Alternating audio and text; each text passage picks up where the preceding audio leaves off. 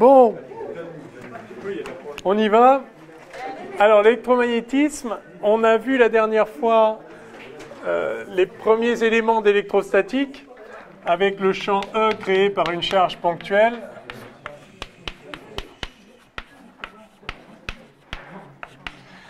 Ça, c'est le champ E créé par une charge ponctuelle. Et puis, on a vu, si on a des distributions de charges, on peut adopter une approche mésoscopique en décrivant cette distribution de charge à l'aide de densité de charge, densité volumique, densité surfacique ou densité linéique de charge. Et le champ créé par une distribution de charge, c'est toujours simplement la somme des champs créés par chacune des charges individuellement. Donc si on a une distribution continue de charge, autour de chaque point, on a un petit volume d'étau au sein duquel il y a une charge dQ qui vaut ρ d'étau en distribution volumique. Et puis on a vu comment faire pour la surfacique et la linéique. Et cette charge, à l'endroit considéré, crée un champ qui est le même qu'une charge ponctuelle qui serait au même endroit et qui aurait pour charge justement ρ d'étau. Donc il n'y a pas de difficulté conceptuelle à écrire le champ créé par n'importe quelle distribution de charge. Je peux le réécrire à nouveau.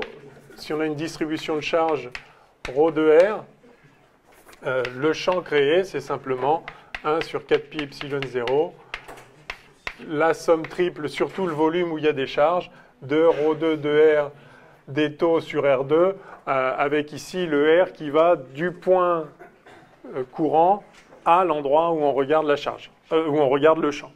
Bien, donc il faudrait préciser une notation, mais pour faire vite, ça donne ça. OK, et ensuite, on avait vu que si on calcule le flux du champ E à travers une surface, si la surface est fermée, appelons-la sigma, le flux du champ E à travers une surface fermée, on a vu par un calcul direct et en passant par les angles solides que ce flux était toujours égal à la somme des charges qu'il y a à l'intérieur du champ, de la surface, pardon, divisé par epsilon 0. Ça, c'est donc ce qu'on appelle le théorème de Gauss. Donc c'est extrêmement important. D'abord parce que ça permet, dans certains cas simples où on a des symétries qui sautent aux yeux, de calculer le champ E de façon directe, sans avoir à faire l'intégrale. Et ensuite, parce que de cette équation, on peut en fait tirer une des fameuses 4 équations de Maxwell en regardant ce que cela implique au niveau local. Donc ça, c'est une équation intégrée, globale. Le flux du champ E à travers n'importe quelle surface sigma est égal à la charge intérieure sur epsilon 0. Mais le fait que ceci soit valable pour n'importe quelle surface sigma a des conséquences importantes sur la structure du champ à l'échelle fondamentale, enfin à l'échelle locale. Et donc, on va voir ça aujourd'hui en passant par les divergences. Donc, pour ça, j'avais l'intention de vous parler des différentes opérations qu'on peut faire sur les champs de vecteurs. Et donc, je vous avais distribué un petit fascicule. Alors, malheureusement, j'ai oublié mon exemplaire. Éventuellement, ouais, je veux bien vous en piquer un. Merci. Donc, je ne sais pas si vous avez eu le temps d'y jeter un coup d'œil. Peut-être pas. Bon, je vous encourage à le faire néanmoins. Donc, l'idée, c'est que sur les champs de vecteurs, on peut faire un certain nombre d'opérations qui sont génériques et utiles. En particulier, donc, on va voir la notion de divergence, la notion de rotationnel. Et puis, alors, donc ça s'applique à des champs de vecteurs. Et puis, pour des champs scalaires, on a déjà vu une notion qu'on va revoir aussi, qui est, pour un champ scalaire, la notion de gradient. Et puis, il y a aussi la notion de Laplacien qui combine les opérations ci-dessus.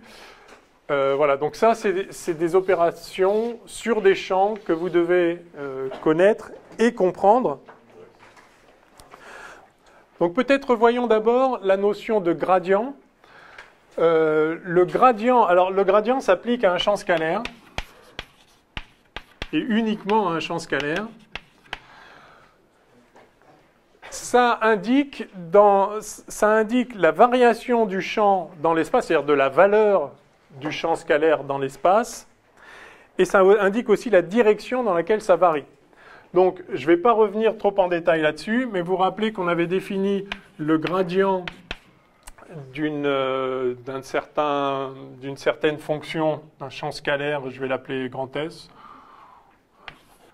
Le gradient d'une certaine... plutôt, je vais l'appeler G comme grandeur physique, comme je l'ai fait jusqu'à présent.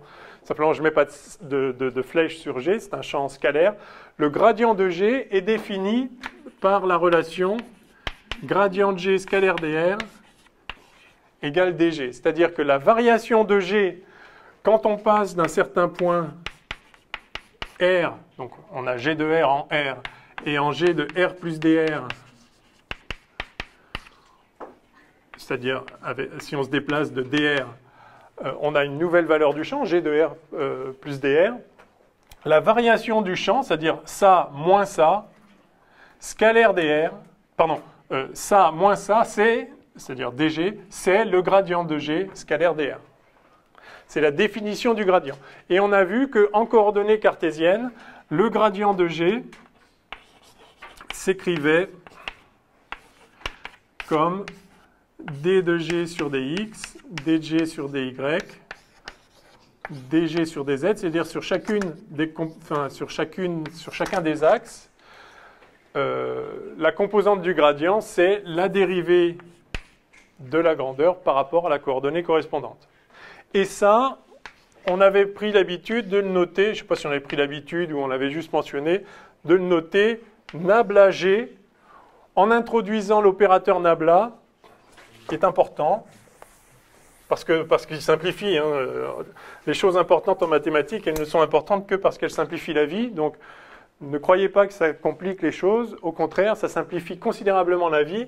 Cet opérateur nabla, c'est un opérateur qui, en coordonnées cartésiennes, c'est important, s'écrit d sur dx, d sur dy, d sur dz. Alors bien évidemment, ce n'est pas un vrai vecteur avec une certaine dimension et direction dans un espace géométrique standard à 3 dimensions. C'est un vecteur d'opérateur, c'est-à-dire ça c'est un opérateur, la dérivée par rapport à x, et ça c'est la dérivée par rapport à y, etc. Et donc on peut appliquer cet opérateur à n'importe quel champ scalaire. Nabla appliqué à G, c'est d sur dx, d sur dy, d sur dz appliqué à G, et donc ça fait ça. Donc c'est juste une façon de noter, de noter ce gradient de façon un peu raccourcie avec cet opérateur nabla. J'ai fait une bêtise? Je ne pas de droit vecteur quand on a pris grade de G égale toutes les dérivées partielles en bas à droite. Là, c'est les coordonnées. Normalement, je me serais attendu à voir UX, UY. Ah ben non, ça c'est un vecteur. Ou sinon, vous avez ça comme ça. dg sur dx, ux, plus dg sur dy, uy, d'accord? Plus dg sur dz, uz.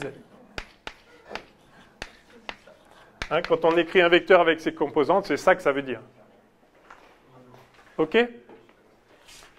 Bien, donc on a ce vecteur nabla. Alors, il y a plusieurs façons d'introduire la divergence et le rotationnel. La façon dont je vous l'ai proposé là dans ce petit fascicule est évidemment, puisque je la propose parce que je trouve que c'est la meilleure. Maintenant, on peut avoir des opinions différentes, mais je pense qu'elle permet de bien traduire, en tout cas, le sens physique de ces opérateurs, puis après on verra comment ça s'écrit mathématiquement.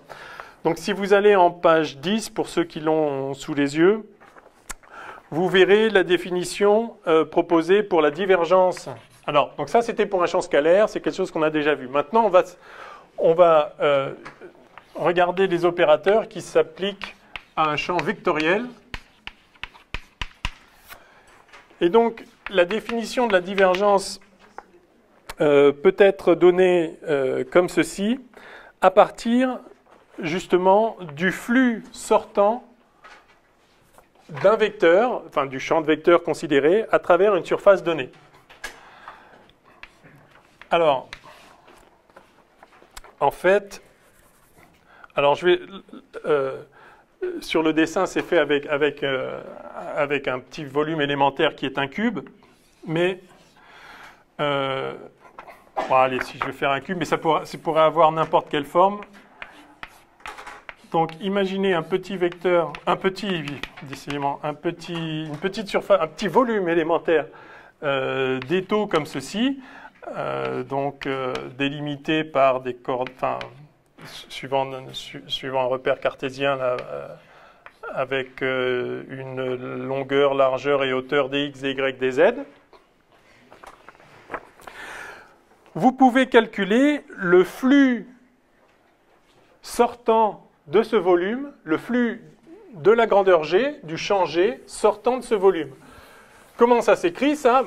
On a vu comment s'écrivait le flux d'un champ de vecteurs quand on a fait le théorème de Gauss. Le flux sortant, je vais dire le flux sortant d'étau, enfin, alors, bon, ça veut dire le flux sortant de la surface qui s'appuie sur des taux, hein, qui délimite des taux. Ouais, bon. Hein, d'accord, ce petit cube, il est délimité par une certaine surface, les faces du cube. Le flux sortant du champ de vecteur G, en fait, on peut montrer que lorsque des taux, enfin quand la surface est petite, c'est-à-dire quand le volume est petit, quand on fait tendre des taux vers 0, ça, c'est proportionnel à des taux. Si vous prenez un cube 2 fois plus grand, le flux sortant va être 2 fois plus grand. Et on définit la divergence de G comme, eh bien justement, la limite quand delta taux tend vers 0 de le flux sortant de G scalaire ds sur une surface qui s'appuie sur delta taux divisé par delta taux. Et ça, c'est quelque chose qui est fini, qui vaut ce que ça vaut. Et ça, par définition, c'est la divergence de G au point considéré, c'est-à-dire au point autour duquel on a ce petit volume.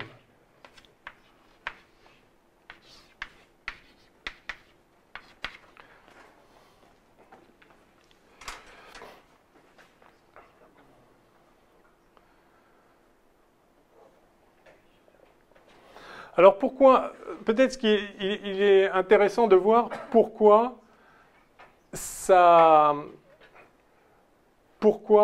c'est proportionnel à des taux. Si vous augmentez toutes les grandeurs par 2, là, enfin si vous multipliez toutes les grandeurs par 2, d'accord, dx, dy, dz par 2, vous allez augmenter chaque surface par un facteur 4, 2 au carré. Je dis 2, je pourrais dire a. Je multiplie par a. J'augmente chaque surface d'un facteur a carré. Et donc, on se dit, le flux sortant, il est proportionnel à a carré. Parce que le flux sortant, ça va être... je n'ai pas besoin de réécrire que le flux sortant de cette face-là, si j'ai un petit ds ici, c'est g scalaire ds sur cette face-là. Mais... Donc, si je multiplie par a carré la surface, je vais multiplier par a carré le flux sortant. Mais on parle du flux sortant, c'est-à-dire que là, il y a le flux dans ce sens-là, et ici, il y a le flux dans l'autre sens. Donc, si G ne variait pas suivant cet axe-là, vous voyez que vous auriez un flux qui sort ici et le même flux qui rentre là. Donc si vous faites la somme de ce qui sort là et de ce qui sort là, c'est-à-dire moins ce qui rentre là, ça ferait 0. Autrement dit, si G ne varie pas suivant la direction X, eh bien, il n'y a pas de flux sortant associé aux faces X. De même, si G ne varie pas dans la direction Z, il n'y a pas de flux sortant net. Il y a un flux qui sort là et il y a l'opposé qui rentre là, donc il n'y a pas de flux net sortant dans la direction Z. Et pareil pour Y. Donc, ce qui fait qu'il peut y avoir un flux sortant total qui n'est pas nul, c'est parce qu'en fait, G a varié entre ici et là. Et puis, il a varié entre ici et là, et puis il a varié entre ici et là. S'il n'a pas varié, il n'y a pas le flux sortant net est 0. Donc, en fait, si je multiplie par A la taille du cube, je vais multiplier par A carré la contribution dans chaque face, et mais je vais aussi multiplier par A la différence de flux entre ici et là. Pourquoi? Parce que j'ai une fonction en x plus dx moins une fonction, la valeur de la fonction en x, pour n'importe quelle fonction, ça c'est proportionnel à dx. Parce que ça c'est f' de x dx. Au premier ordre, en faisant tendre dx vers 0. Donc en fait, la contribution au flux sortant ici, qui est liée à la différence de la valeur de la grandeur sur la phase de sortie par rapport à la phase d'entrée, parce qu'on a le flux sortant ici moins le flux entrant ici, d'accord? C'est proportionnel à la taille du cube, à la distance entre les faces. Et donc, globalement, le flux sortant à travers ce petit volume est proportionnel à, donc si je multiplie le cube en taille par A, il est proportionnel à A carré parce que la surface augmente, et à A parce que l'espacement entre l'entrée et la sortie est aussi multiplié par A. Donc c'est multiplié par A cube.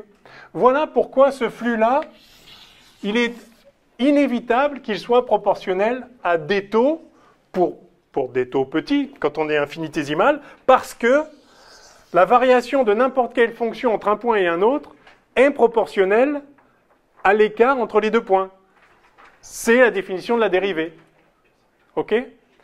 Donc, à condition bien sûr que la fonction soit dérivable. Donc il va de soi que dans tout ce qu'on fait là, on a affaire toujours à des champs réguliers, c'est-à-dire dérivables, en fait infiniment dérivables. Donc, effectivement, le flux sortant d'une petite surface élémentaire est proportionnel au volume inséré par la surface fermée. Et ce facteur de proportionnalité, on l'appelle divergence du champ en question. Pardon? C'est une dilatation. Qu'est-ce que vous voulez dire par là?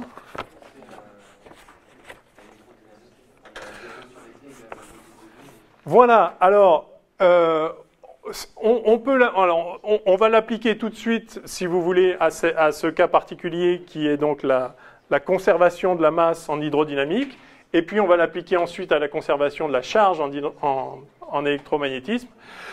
Mais ce qui est important donc de voir, c'est que vous avez un bilan de flux dans un petit volume qui dépend de cette grandeur-là particulière. Alors maintenant, on va calculer explicitement dans le cas d'un cube. En fait, ce que j'ai dit là, je l'ai fait pour un cube pour que vous voyez clairement, mais ça pourrait être n'importe quelle surface, ça serait exactement pareil.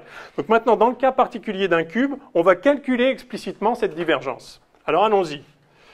Donc j'efface et je vais refaire le dessin un peu plus gros.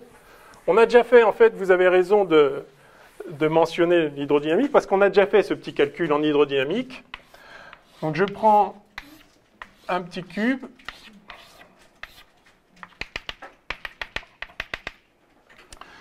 Donc qui démarre en R de coordonnées x, y, z et qui a pour taille dx, dy, dz suivant les différents axes. Alors je dis cube, disons parallélépipèdes.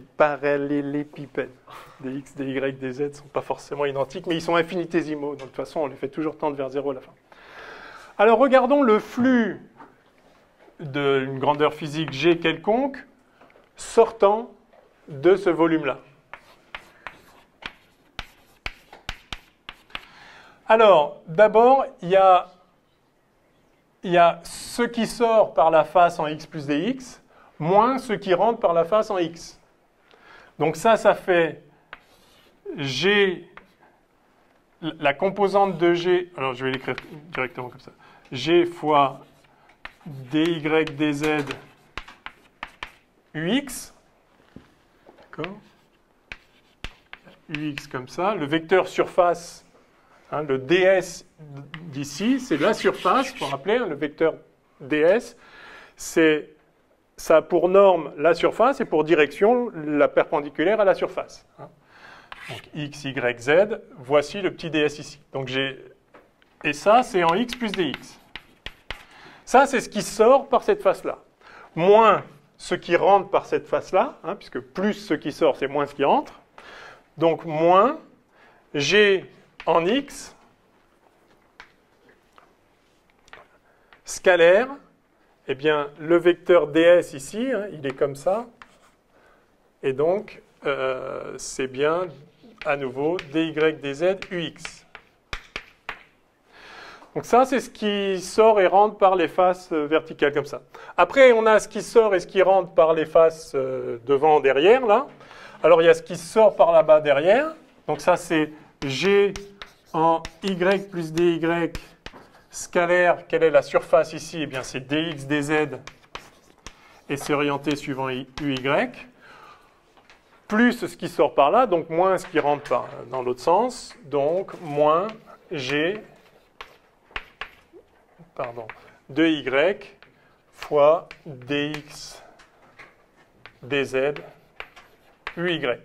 Et enfin, il y a ce qui rentre par le bas et qui sort par le haut, donc plus g de z plus dz.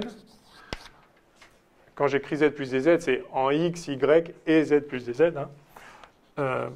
Scalaire. Alors la surface ici, c'est dx dy uz moins ce qui rentre par le bas, donc g de z fois dx dy uz. Voilà, et bien ça, vous voyez immédiatement que c'est égal à... Alors, g scalaire ux, c'est la composante gx de g. G, je peux l'écrire, gx ux plus gy uy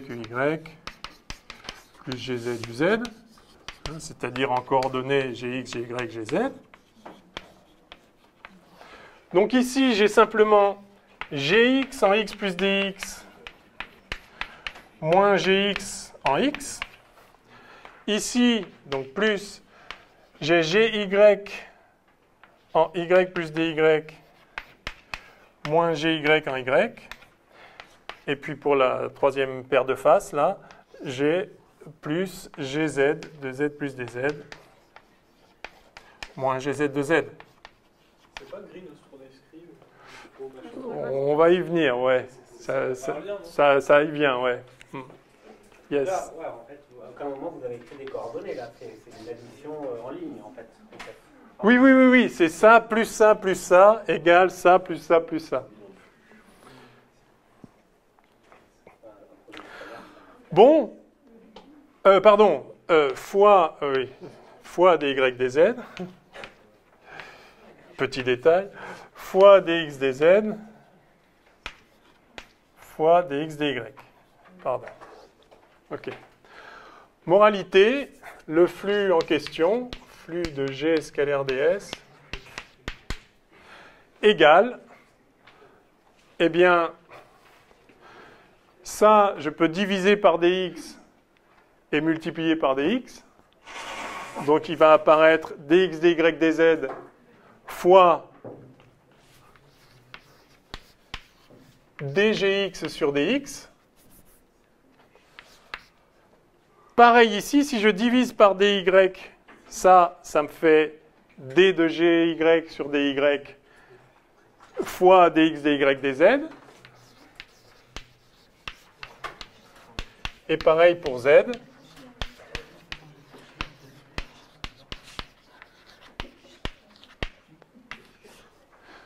J'obtiens donc ceci. Voilà, donc un simple calcul direct, totalement immédiat. Hein. On fait le bilan de ce qui rentre et ce qui sort. Permet de dire que le flux de G sortant du petit cube élémentaire, du cube dx, dy, dz, situé au point R, est égal à ça. Tout le monde est d'accord avec ça?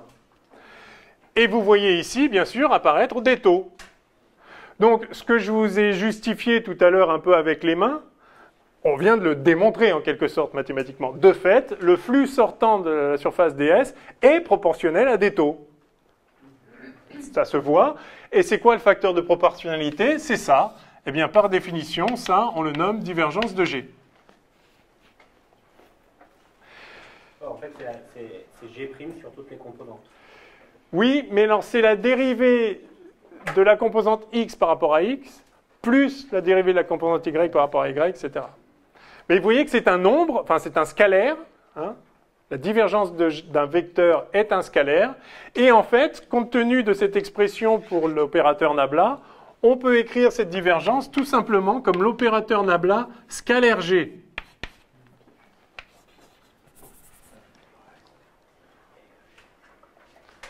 Hein, parce que si, alors à nouveau c'est formel, hein, nabla n'est pas un vrai vecteur, c'est un opérateur vectoriel. Si vous considérez cet opérateur vectoriel comme effectivement un vecteur avec trois composantes qui seraient d sur dx, d sur dy, d sur dz, eh bien si vous faites ça, scalaire le vecteur, qui lui est un vrai vecteur au point R, gx, gy, gz, vous obtenez ça fois ça, plus ça fois ça, plus ça fois ça. Alors là, c'est pas fois, c'est ça appliqué à gx, plus ça appliqué à gy, plus ça appliqué à gz, c'est-à-dire exactement cette quantité-là. Fois des taux. Mais, oui, pardon, il manque le des taux ici. Merci. Hein, et donc, la définition... oui, non, pardon. Si on fait ça, on obtient ça. Et effectivement, la définition de la divergence, c'est tout ça divisé par des taux. Donc, c'est ça. Donc, je peux écrire ici div de G égale nabla scalaire G. C'est une autre façon de définir la divergence. C'est le champ scalaire défini comme ceci à partir de la grandeur G. Mais la signification physique de cette divergence, c'est que ça établit, ça dit quel est le flux sortant d'un petit volume élémentaire. Qui me disait oui? Oui. Tu peux juste expliquer comment vous êtes passé de là à là? Non, enfin, de là à là-haut. De là à là-haut. Oui, alors j'ai juste dit que ça... Non, en gros, c'était... Ouais. J'ai dit que la première ligne ici, c'était gx de x plus dx moins gx de x sur dx fois dx, dy, dz. J'ai divisé par dx et multiplié par dx. Et ça, c'est d sur dx par définition. Limite quand dx tend vers 0. En fait, ce qui est entre crochets est égal à d fois dx, c'est ça. Ouais.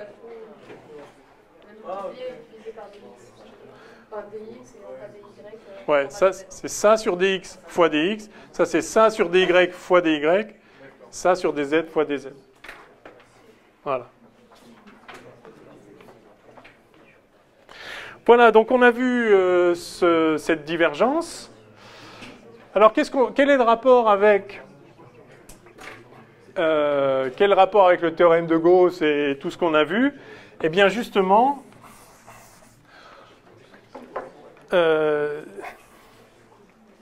peut-être avant ça, puisque vous avez parlé de l'hydrodynamique et de la conservation de la masse, G, dans le cas où G est le champ de vecteur densité de courant de matière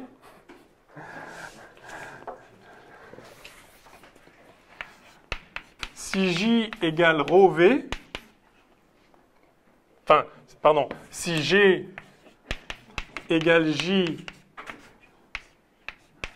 égale ρ V, ça c'est le vecteur densité de courant de matière.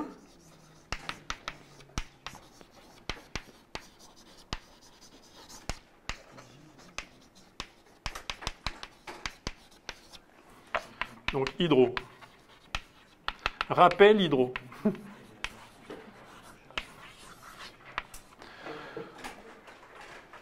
Ceci est vrai pour n'importe quelle grandeur G, bien sûr. Donc en particulier, ça peut être vrai pour le vecteur densité de courant de matière, défini comme ρ fois V, où ρ ici n'est pas la densité de charge, attention, c'est la densité de masse, hein. C'est-à-dire dm sur d taux, hein, localement, et V la vitesse du fluide.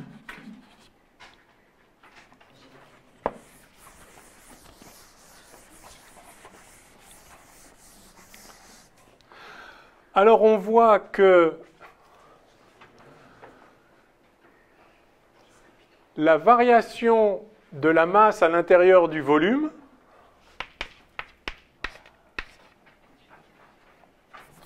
alors je vais écrire ça comme ça. La conservation de la masse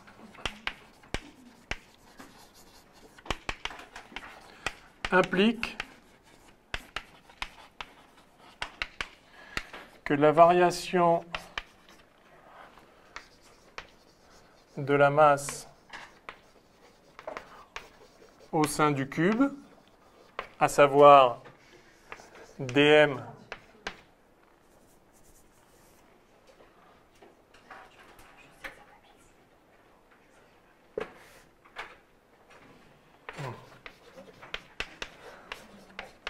égale ρ des taux, la variation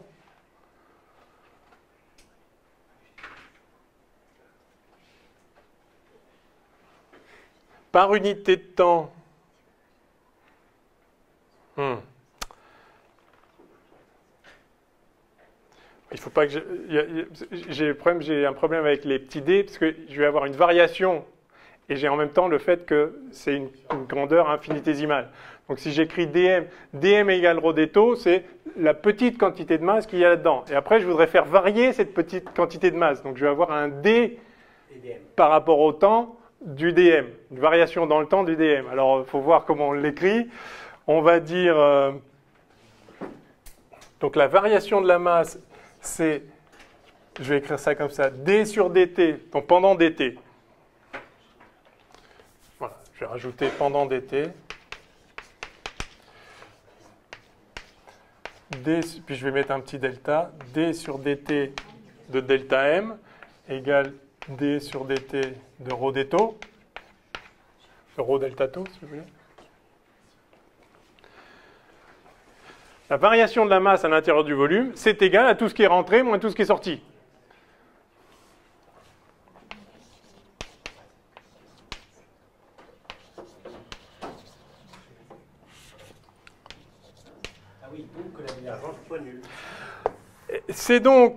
C'est donc égal à moins tout ce qui est sorti, en fait.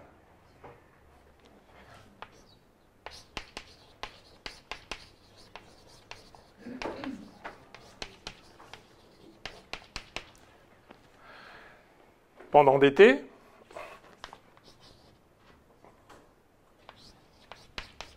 Enfin, si je fais diviser par dt ici...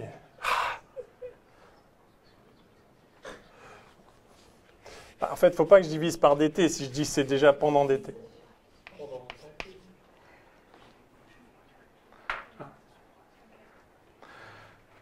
Si je divise par dt, c'est par unité de temps, c'est plus pendant dt. Donc ça... Et moins tout ce qui est sorti, d'après ce qu'on vient de voir, c'est moins la divergence. Puisque la somme de tout ce qui sort, c'est la divergence.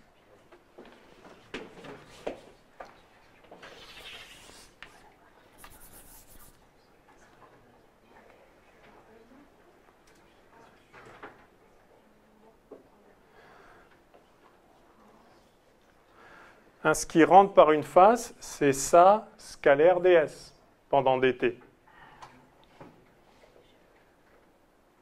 Non, par unité de temps. Pendant dt, c'est ça fois dt, scalaire ds. Donc, c'est égal à moins tout ce qui est sorti, c'est-à-dire à moins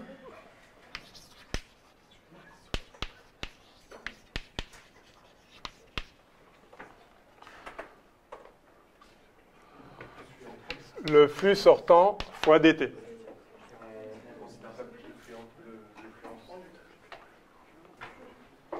Oui, c'est le flux entrant, mais c'est moins le flux sortant. Comme on a défini la divergence comme étant le flux sortant, donc c'est moins le flux sortant, donc c'est-à-dire moins la divergence de J fois des taux, ça c'est le flux sortant, fois dt. Et on avait défini la divergence par ce qui est sorti en x plus dx moins ce qui est rentré en x. C'est-à-dire la somme de tout ce qui est sorti. Moins ce qui rentre en x, c'est plus ce qui sort en x. Même si dans le cas où La divergence du champ de vecteur, c'est le flux de tout ce qui, c'est tout le flux sortant divisé par des taux, parce que c'est proportionnel à des taux. Donc, tout ce qui sort, c'est bien ce qui sort d'un côté moins ce qui rentre de l'autre. Sortir, c'est moins rentrer. Ouais. Et donc, si vous dites que ça, c'est égal à ça, maintenant, vous obtenez que d sur dt égale moins div de j. Ou encore que d sur dt plus div de j égale 0. Bon, vous connaissez cette expression, je crois qu'on l'avait déjà établie par un bilan similaire. Effectivement, c'est ce qu'on appelle l'équation locale de conservation de la masse, parce que ça ne fait que traduire le fait que la masse se conserve. La masse se conserve, ça veut dire si ça bouge, si ça varie quelque part, c'est parce qu'il y a quelque chose qui est arrivé ou qui est parti. Et la variation dans n'importe quel volume de la masse, c'est la somme de tout ce qui est arrivé, en comptant positivement ce qui arrive et négativement ce qui sort. Voilà.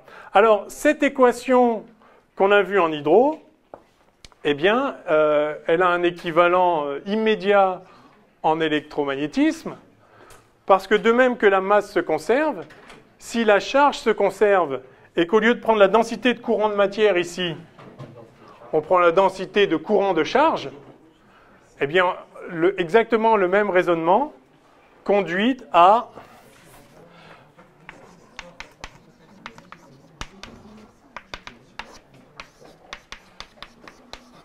G égale ρ.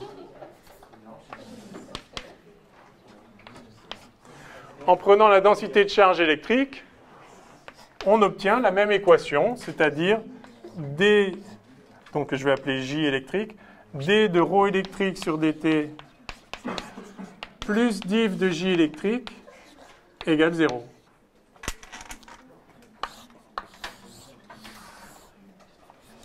Et ça, c'est l'équation locale de conservation de la charge.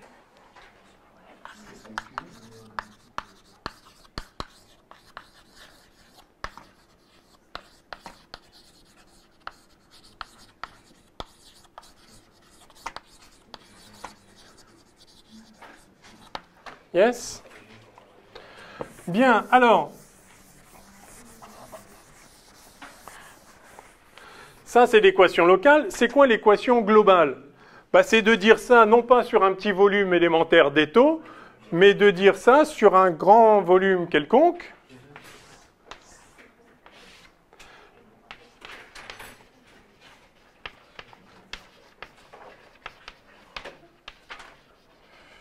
Conservation de la masse.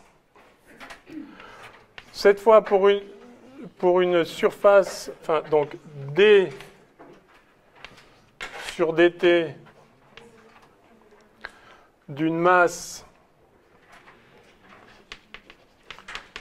à l'intérieur de sigma, donc cette fois plutôt qu'un volume élémentaire d'étau, je prends une surface fermée sigma.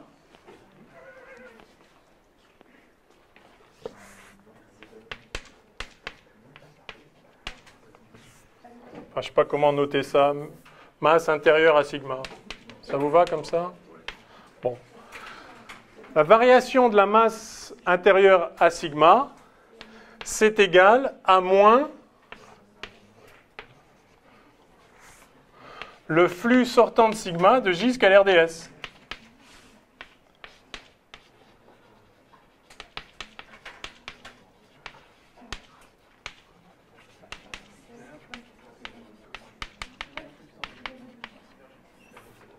Densité de courant de matière.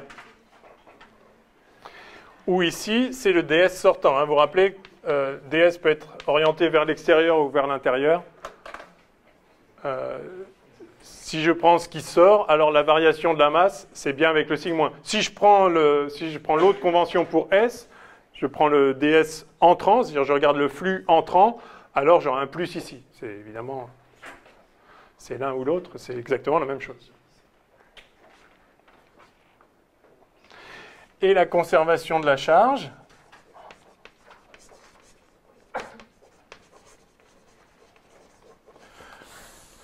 nous dit de la même façon que d de q à l'intérieur de sigma sur dt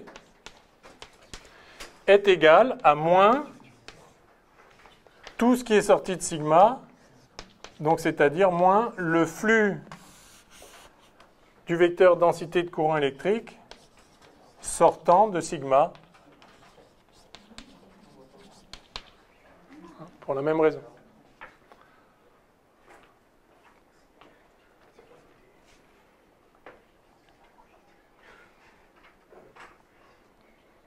Yes?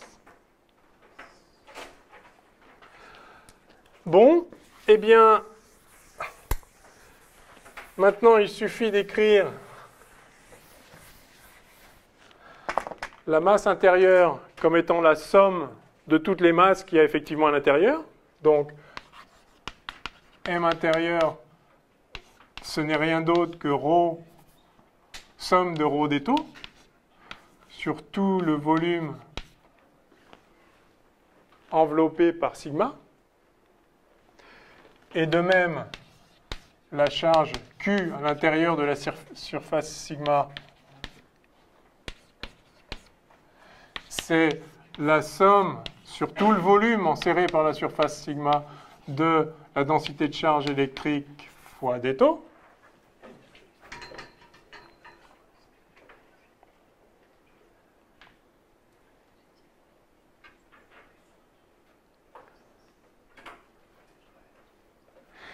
Et vous voyez que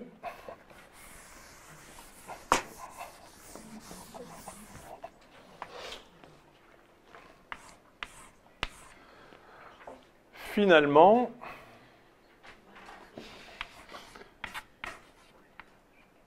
d sur dt, mais je peux le mettre à l'intérieur, dρ sur dt, somme triple de dρ sur dt, d'étau, égale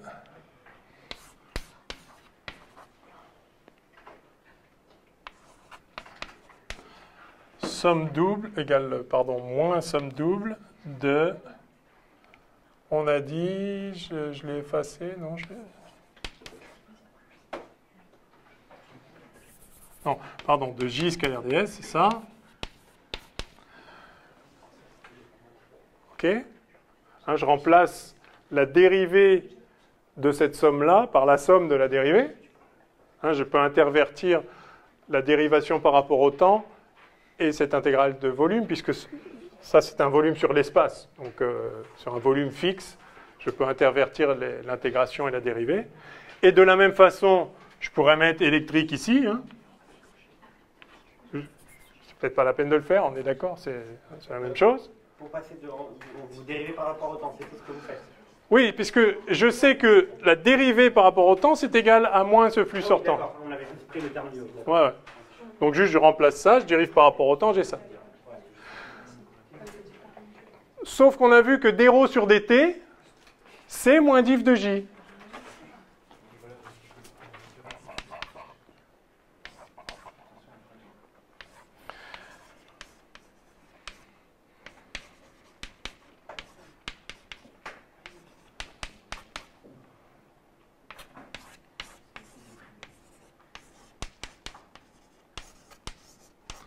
Ah ben voilà, on a démontré le théorème de Greenhouse-Rogatsky. Tu peux le redire? On a démontré le théorème de Greenhouse-Rogatsky. Ah ouais, ça. Ouais. Green-Ostrogradsky. Facile. Green-Ostrogradsky. Ostrogradsky. 10 fois par jour, tous les matins, tous les soirs. Ostrogradsky. Ouais. Je vais me tromper 2-3 fois par jour. Parce que ça, on a juste écrit un bilan de masse en l'occurrence, ou un bilan de charge électrique, mais ce serait vrai pour n'importe quelle grandeur, et en fait c'est vrai pour n'importe quel vecteur. Et donc ceci est un résultat mathématique général qui ne dépend pas de la surface particulière sur laquelle on intègre le flux d'un vecteur. Ce que vous voyez, c'est que le flux sortant, là c'est sortant, hein, à chaque fois c'est sortant. Quand on ne précise pas, c'est sortant. Par convention. Hein. Le flux sortant de n'importe quelle surface, le flux de n'importe quel vecteur sortant de n'importe quelle surface est égal à l'intégrale triple de la divergence du dit vecteur sur tout le volume enserré par la surface. Ouais, justement, comment on passe de la surface au volume? C'est-à-dire, vous pouvez faire un schéma. Ce volume-là, ce V, là, c'est pas n'importe quoi. C'est le V qu'il y a autour, à l'intérieur de la surface. C'est une intégrale sur une surface fermée. Ce qu'on a vu par un simple bilan de masse ou bilan de charge, peu importe, c'est que tout ce qui... La variation de la masse à l'intérieur d'un volume quelconque, c'est égal à tout ce qui est rentré, tout ce qui est arrivé dans ce volume. Ouais. La variation de la masse, c'est tout ce qui est rentré dans le volume considéré, c'est-à-dire moins tout ce qui est sorti. Et ce qu'on voit, c'est que... Et par ailleurs, pardon, la variation de cette masse-là, c'est bien d sur dt de la somme de toute la masse dans le volume. Mais du coup, pour un volume donné, quelle est sa surface? Et pour une surface donnée, quel est son volume? Ça dépend. Pour une même surface, vous pouvez avoir différents volumes. Pour un même volume, vous pouvez avoir différentes surfaces. Mais... Attendez là. Je n'arrive pas à passer du volume à la surface. Comment on transforme un volume en surface et une surface en volume si on applique cette théorème? Il n'y a pas une formule générale, mais si je vous donne une certaine surface fermée, le volume à l'intérieur de cette surface, il est ce qu'il est, quoi. Vous sommez de là à la fin, vous sommez tous les petits éléments de volume qui sont à l'intérieur. C'est une surface, c'est pas un volume, je ne peux pas sommer un volume dans une surface. Vous sommez... non mais... ok, vous avez une sphère. Ouais. La surface de la sphère, c'est 4 pi R2. Et il y a un volume... Il y a un volume enserré par la surface. Oui, quand on dit surface fermée, oui, c'est ça. D'accord, okay. Voilà. C'est capital que c'est capital qu'il y ait une surface fermée. Donc c'est le volume à l'intérieur de la surface. Non, on ne peut pas définir un volume. Absolument. Oui. C'est le volume renfermé par la surface, délimité par la surface, le volume intérieur. Ok, donc on vient de montrer. Oui. Là? Là? Non, là. Celui-là? Parce que, c'est ce qu'on avait là. Non, mais il était déjà. Ah oui. C'est simplement l'augmentation, la variation de la masse dans un certain volume pendant dt est égale à tout ce qui est rentré dans ce volume. Donc c'est plus tout ce qui rentre. Et plus tout ce qui rentre, c'est moins tout ce qui sort. Donc là, c'était plus J ds sortant. J'aurais pu écrire une ligne intermédiaire qui aurait été plus J ds entrant. Voilà. Et en chaque point de la surface, le ds entrant, c'est moins le ds sortant. C'est-à-dire il y a deux choix pour ds. Sa norme, c'est la norme de la surface. Sa direction, c'est la perpendiculaire à la surface. Et le sens, bah, c'est l'un ou l'autre. Donc, quand on prend sortant, ça donne ça. Quand on prend entrant, ça donne moins ça. C'est l'un ou l'autre. Ouais? Sûr, hein? Ouais. Ok, donc on vient de montrer que quel que soit sigma surface fermée,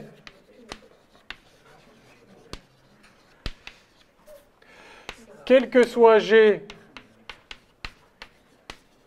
champ de vecteur, on va dire champ de vecteur régulier, c'est-à-dire il faut qu'il y ait une dérivée, enfin il faut qu'il y ait une divergence qui existe, la somme double de G scalaire ds sortant à travers la surface est égale à la somme triple de la divergence de G sur tout le volume V, mais pas n'importe quel volume, le volume enserré par la surface, le node V de sigma. Et voilà, vous voyez ce que ça veut dire. Donc ça s'appelle le théorème de Green-Ostrogradski.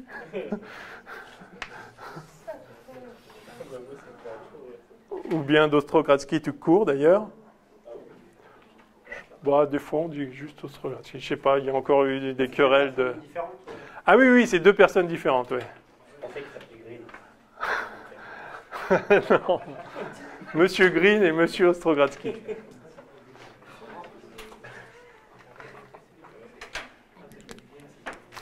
Bon, alors, on a établi ce théorème par un argument physique en étudiant la conservation de la masse ou de la charge ou de n'importe quelle grandeur qui se conserve, en fait.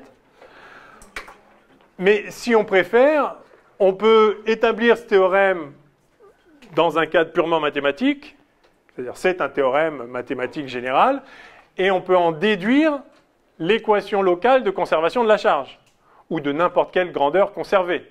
Hein, donc on peut, si on admet ce théorème, on peut faire le chemin à l'envers et en déduire que, bah tiens, je vais le faire pour la charge, si Q est conservé, mais Q ou n'importe quelle grandeur qui se conserve, hein, donc ce sera vrai pour l'énergie aussi, ce sera vrai pour la quantité de mouvement, ce sera vrai pour le moment cinétique, n'importe quelle grandeur conservée, il est vrai que si elle varie dans un certain volume, c'est parce qu'il y en a qui est rentré ou sorti, et c'est la variation, c'est égal au bilan de ce qui est rentré ou sorti. Donc, si Q est conservé, ça veut dire, enfin, si, je vais mettre si la charge est conservée, alors, D de Q à l'intérieur de sigma sur dt est égal à la somme, à moins ce qui sort donc de J électrique scalaire ds sortant,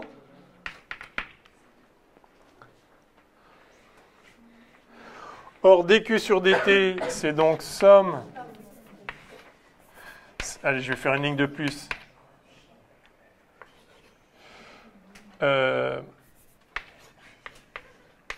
c'est d sur dt de somme de rho des taux, qui est donc égal à moins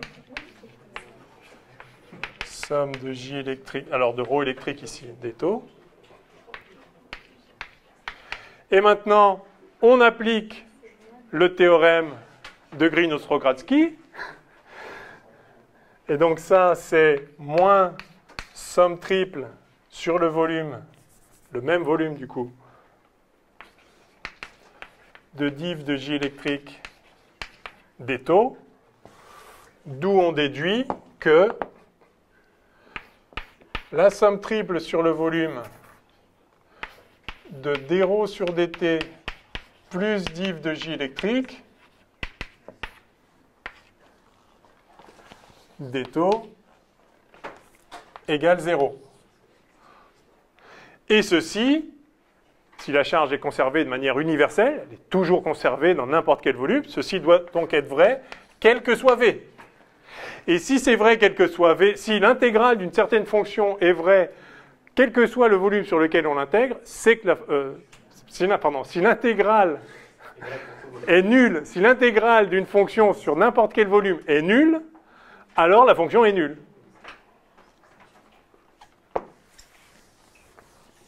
Il était physicien, du coup, ou mathématicien? Matheux. Donc,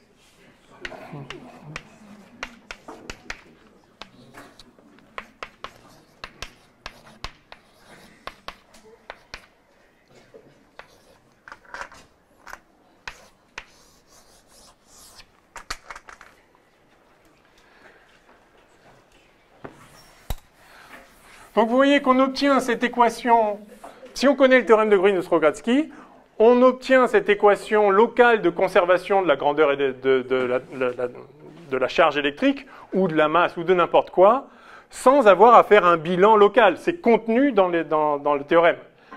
Mais en l'occurrence, on a par ailleurs, il se trouve qu'on peut calculer le bilan local de masse ou de charge, en écrivant le bilan, combien est rentré, combien est sorti, etc. Et donc, on peut se passer du théorème de Green-Ostrogatsky, c'est-à-dire qu'on peut considérer qu'on l'a démontré, ce théorème, en le faisant ce bilan. Mais, encore une fois, là, on peut obtenir, si on connaît ce théorème, on peut obtenir l'équation locale de conservation de n'importe quoi, sans faire un bilan détaillé local. Mais c'est évidemment équivalent. Alors, pour ceux qui ont un peu de bouteille en électromagnétisme, je me permets de faire remarquer que ce qu'on a écrit là, je l'ai écrit pour la charge, je peux l'écrire pour n'importe quelle grandeur G. On a vu la charge, on a vu la masse. On verra un peu plus tard. Et à chaque fois, donc, on obtient une équation qui est la dérivée de la densité de la chose plus la divergence du courant de la chose, enfin de la densité de courant de la chose, égale 0. Eh bien, on verra que les équations de Maxwell contiennent la conservation de l'énergie, et on verra qu'on peut écrire de la même façon d de ρ de l'énergie, donc la variation de la densité d'énergie par rapport au temps, plus la divergence d'un certain J de l'énergie, alors qu'on note pi comme vecteur de Poynting, est égal à 0, c'est-à-dire exactement la même équation. Je vais l'écrire J, énergie. Il y a un vecteur densité de courant d'énergie qui nous dit combien d'énergie passe à travers une certaine surface. Et on a une densité d'énergie associée au champ, et on verra que les équations de Maxwell contiennent cette équation que, quand on a en tête ce bilan-là, et qu'on a compris que ça, c'est la forme d'une équation locale de conservation de n'importe quelle grandeur, eh bien, on voit que ici, cette équation, c'est l'équation de conservation de l'énergie, et ça permet d'identifier le vecteur densité de courant d'énergie en électromagnétisme, qui est donc le vecteur de Poynting, dont certains se souviennent peut-être de l'expression. Un truc avec vectoriel. Oui, il y a un vectoriel. Alors, ça, c'est un vecteur. Ah, c'est un vrai vecteur ou c'est un faux vecteur, ça? Bah, c'est un vrai vecteur. Vecteur densité de courant, c'est un vrai vecteur. Ça, vous voyez, ça, c'est ρ fois V. V, c'est un vrai vecteur. Donc, s'il y a un produit vectoriel, il faut faire un produit vectoriel avec un faux vecteur. Sinon, ça ne donnera pas un vrai vecteur. Quand je dis faux, ça veut dire vecteur axial, pseudo-vecteur. Donc, il y a le champ B derrière. Parce que le champ B, ce n'est pas un vrai vecteur. Yes! Bravo! Yes!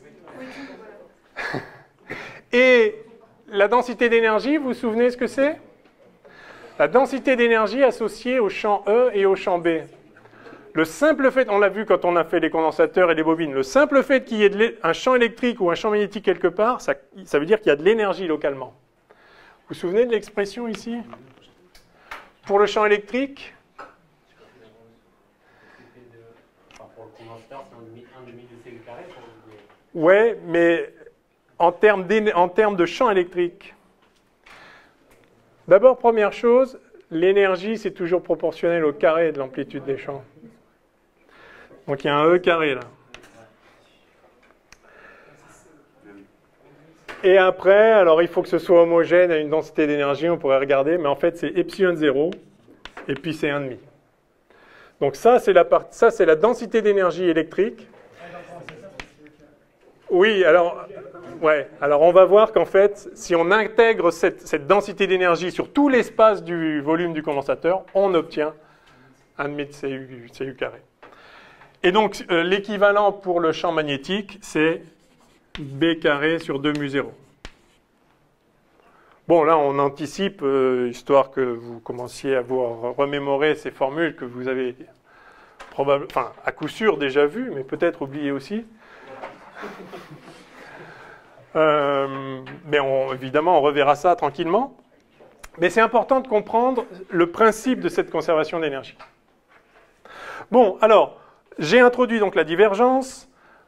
En faisant un bilan local, donc par un raisonnement physique, on a obtenu le théorème de Green-Ostrogradsky, qui, si on l'avait connu dès le départ, nous aurait permis d'écrire ce bilan local sans avoir à le calculer précisément. Donc, on a la forme de n'importe quelle équation de conservation locale de n'importe quelle grandeur physique qui se conserve, la charge électrique, la masse, l'énergie ou quoi que ce soit. Maintenant, on va appliquer, comme il y a un flux sortant, vous voyez que cette expression fait apparaître un flux sortant, et qu'on a ce flux sortant dans le théorème de Gauss, on va voir ce que ça donne si on applique le théorème de Green-Ostrogradsky au théorème de Gauss. Non, non, non, pas le théorème d'Ampère, mais on va voir ce que ça donne. Alors allons-y. Maintenant qu'on a Green-Ostrogradsky, on peut... Alors je réécris simplement le théorème de Gauss. Le flux sortant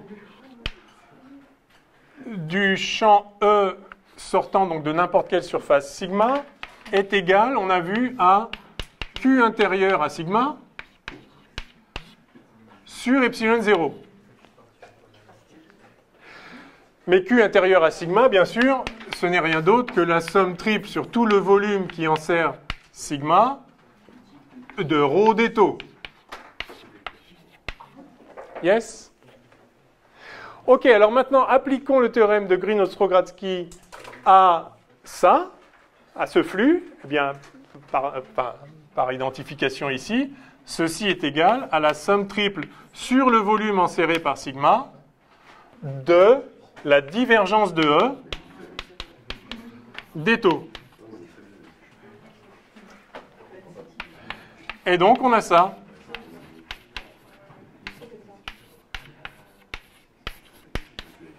Et voilà la première équation de Maxwell. Oh. Si ceci est vrai, quel que soit V, hein, si vous voulez être bien rigoureux, vous écrivez ça comme ça.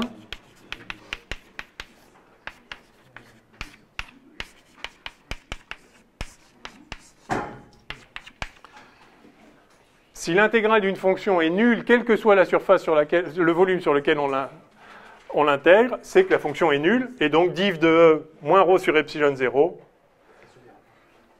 est nul. Et donc div de E égale ρ sur epsilon 0. Bon, en voilà une. Plus que 3. Donc la première expression de Maxwell, c'est la conservation de l'énergie. Est-ce qu'on est parti finalement de la conservation Non. de la charge, je veux dire, pardon, de la charge? Non, non, non, non. Non. Parce que pour établir ici, là, on est parti de la conservation de la charge. Oui, on applique un théorème mathématique. Oui, mais... Ça, donc c'est la conservation de la charge, alors. Non, non, non, non. Ça nous dit... Parce qu'il y a le théorème de Gauss derrière. Ah oui, c'est vrai. Ça, c'est un théorème qui est vrai, quoi qu'il arrive. Maintenant, il se trouve que Q, c'est évidemment la somme de la densité de charge sur tout le volume, et que, par ailleurs, on a ça qui est égal à ça, parce que le champ E créé par une charge, c'est Q sur 4pi epsilon 0, R2, UR. Donc ça, c'est lié à la forme du champ créé par une charge. OK? Donc, le théorème de Gauss est équivalent à cette équation de Maxwell. Si vous avez ça, vous avez ça. Si vous avez ça, vous avez ça. Le lien mathématique entre les deux, si vous voulez, c'est le théorème de Green-Ostrogradsky. Je le dis de mieux en mieux, vous avez remarqué. Encore 1 heure et je vais être au point. OK? Voilà pourquoi cette équation de Maxwell, on l'appelle généralement l'équation de Maxwell-Gauss, pour se rappeler que c'est celle qui est équivalente au théorème de Gauss. D'accord? Donc je vais la noter comme ça. Équation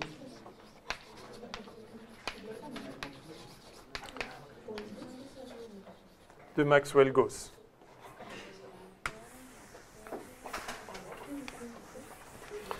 Bon, bah écoutez, ça c'est pas mal. Alors on fera des applications du théorème de Gauss à nouveau. Juste pour continuer sur notre lancée, on va parler maintenant du rotationnel. Et alors, si c'est toujours sur mon petit fascicule, vous pouvez vous reporter à je ne sais pas quelle page, où le rotationnel est dérivé et est défini à partir de la circulation du champ de vecteurs. 12 en effet. Page 12.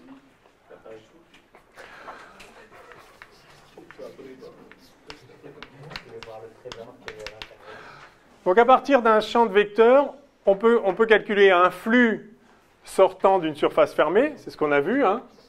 Donc, flux de G scalaire ds. Et on peut aussi calculer la circulation,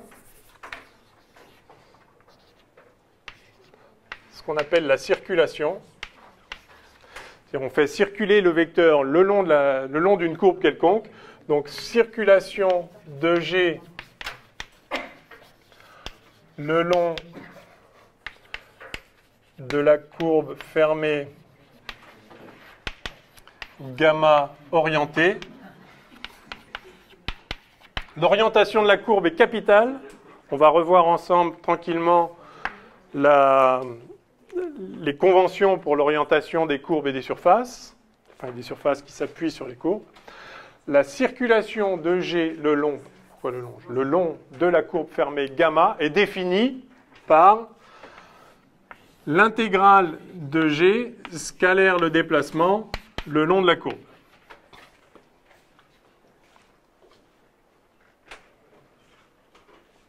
Donc ça, c'est la définition du flux à travers une surface. Vous faites G scalaire ds, où ds est le vecteur surface de norme de la surface, orienté suivant, enfin, de direction orthogonale, surface, etc.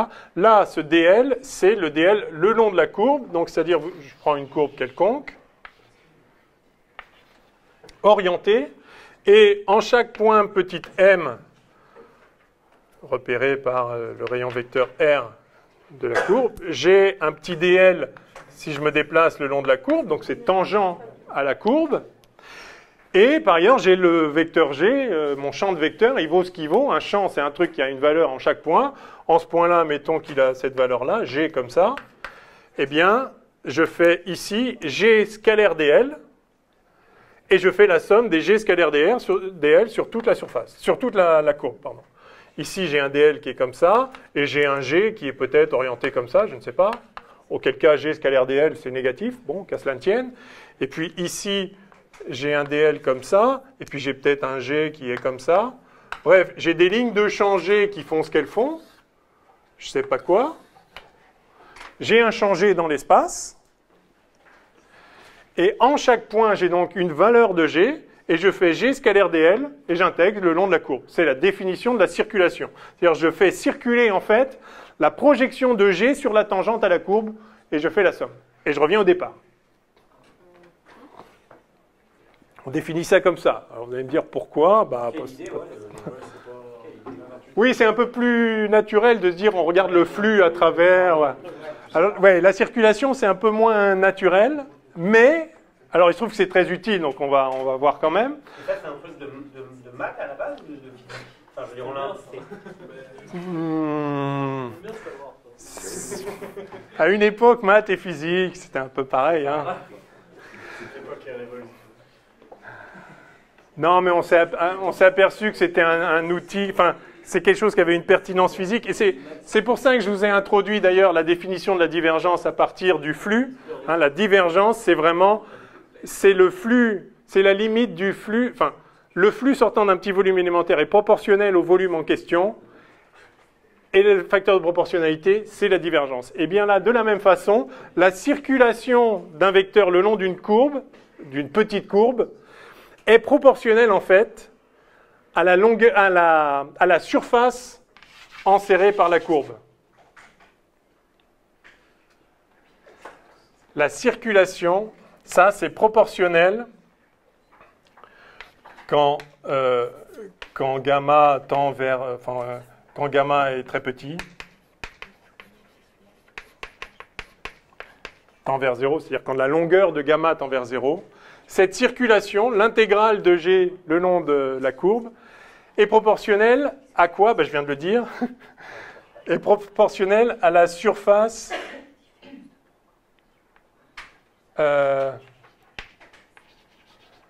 et on va essayer de voir pourquoi de la même façon que ce qu'on a fait pour le flux, S s'appuyant sur la courbe. Prenons un exemple où G ne varie pas. Et ça va permettre de voir aussi l'intérêt, l'importance de faire cette circulation le long d'une courbe fermée. Donc j'ai une courbe, n'importe quoi, voilà. Supposons que mon champ de vecteurs, il ne varie pas dans l'espace. J'ai un champ de vecteurs qui est bêtement homogène partout. Quelle est la circulation de ce champ de vecteurs le long de la courbe gamma? En fait, c'est 0. C'est 0, pourquoi? Parce que si je considère ce petit bout-là, avec G qui se projette là sur la courbe, et voilà, à un moment, ça va revenir dans l'autre sens. J'ai celui-là qui est positif, mais j'ai celui-là qui est négatif. Et en fait, comme la courbe est fermée, si vous faites le bilan en projetant tout sur l'axe X, Y, puis à 3D sur l'axe Z, vous allez voir que dans chaque direction, en fait, à chaque fois qu'on va à droite quelque part, on va à gauche de l'autre côté, puisqu'à la fin, il faut revenir au départ. Et on va à gauche exactement autant qu'on est allé à droite. Ça ne dépend pas du chemin suivi. En l'occurrence, ça va faire 0 tout le temps, parce que si vous projetez ce vecteur le long de la tangente, vous allez avoir si vous voulez, si G est constant, on peut même le voir de façon encore plus simple, si G est constant, ce somme de G scalaire dl, c'est G scalaire somme de dl sur la courbe fermée. Si G est constant, bien sûr, pas toujours, si G est constant. Mais si vous faites la somme des dl en partant de n'importe où, vous faites ça, plus ça, plus ça, à chaque fois les vecteurs ils s'ajoutent. Une fois que vous êtes revenu là, vous avez le vecteur qui va de lui-même à lui-même, c'est-à-dire le vecteur nul. Donc ça fait évidemment 0. C'est le cas pour tout cycle, ça, de toute façon. Oui, si G est constant, mais par contre, si G se met à tourner en même temps que la courbe, alors là, vous allez pouvoir... Imaginez que G, si G, c'est le vecteur... en chaque point, c'est le vecteur dl. Enfin, il est proportionnel à dl. Alors là, à chaque fois, vous allez sommer des trucs positifs. C'est pour ça que c'est la circulation. Si le champ G il circule en même temps que la courbe, vous allez ajouter que des trucs positifs. Si par contre G il est dans l'autre sens et vous circulez dans le mauvais sens, ça va être tout le temps négatif. Mais le principe est le même. Vous voyez que ce truc-là, ça capture en fait la quantité. Ça capture, cette quantité-là capture à quel point G est orienté dans le même sens que la courbe. S'il est d'orientation constante partout, la somme des dl fait 0 et donc cette circulation est nulle.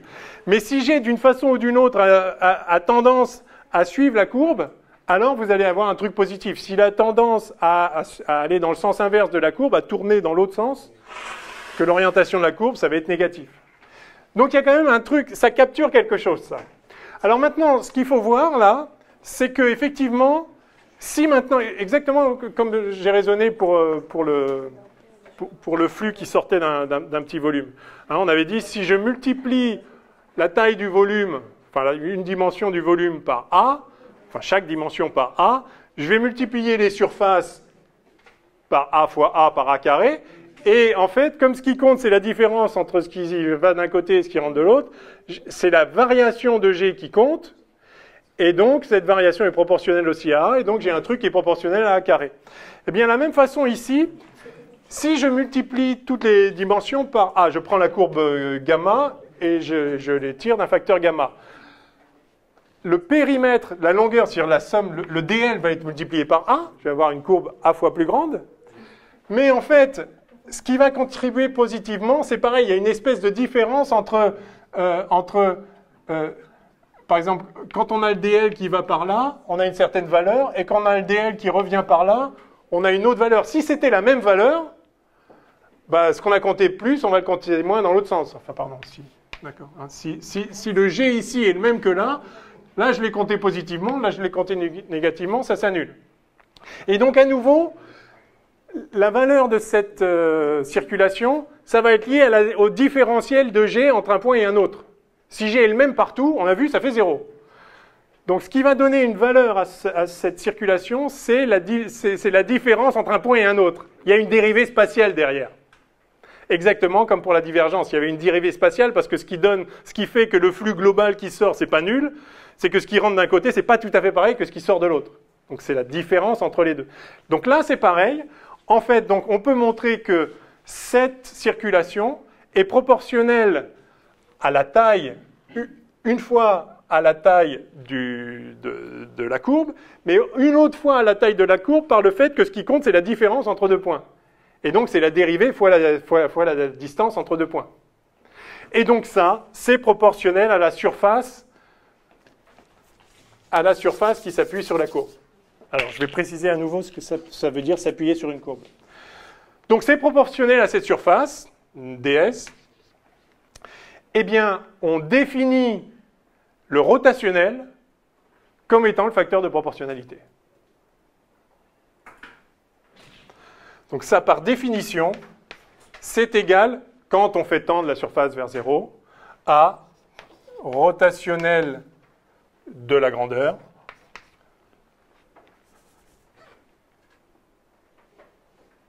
alors, il y a un vectoriel, on va voir pourquoi. Vectoriel, la surface. Alors, je mets la surface de gamma. Le rotationnel, c'est un vecteur. Donc, comment on peut dire Ah oui, non, alors effectivement, c'est scalaire. Voilà.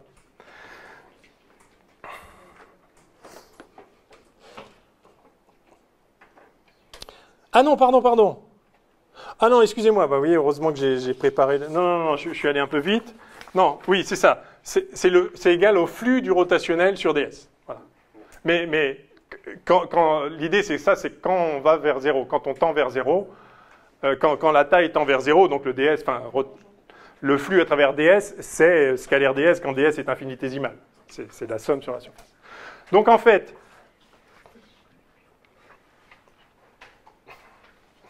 voilà, oui, c'est ça. La définition, c'est ça en faisant tendre les grandeurs vers 0. Mais en fait, on va obtenir le théorème de... Non, l'autre. Ah, de Maxwell-Gauss. Non. Ostrogov. Ouais, mais c'est qui le mathématicien? Oui, Stokes. Stokes Ampère. En fait, le théorème de Stokes, le voilà.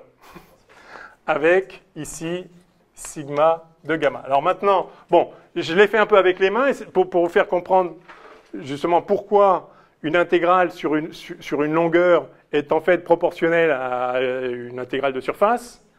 De même que tout à l'heure, une intégrale sur une surface, le flux sortant était proportionnel à une intégrale sur un volume. Ça se montre ça mathématiquement? Tout à l'heure, on l'a montré avec oui. On a eu le détour à la fin. Oui, ça aussi, on peut le montrer avec les composantes, mais c'est moins immédiat en termes de conservation. Donc, non, c'est pas... Enfin, on peut l'écrire explicitement avec les composantes, mais ça va pas nous éclairer spécialement. Donc, effectivement, on ne va pas le faire. Donc, en fait, ça égale ça, c'est le théorème de Stokes. Alors, justement, quand on le fait avec les composantes, donc, enfin, D'abord, on montre qu'effectivement, c'est bien proportionnel à ce ds, et il s'agit de trouver le coefficient de proportionnalité, donc en écrivant les composantes proprement, en faisant le job, c'est un peu pénible. On montre qu'en fait, rotationnel de G est le champ de vecteurs qui a pour composante. Alors, ça paraît un peu complexe. C'est d de gz sur dy moins d de gy sur dz.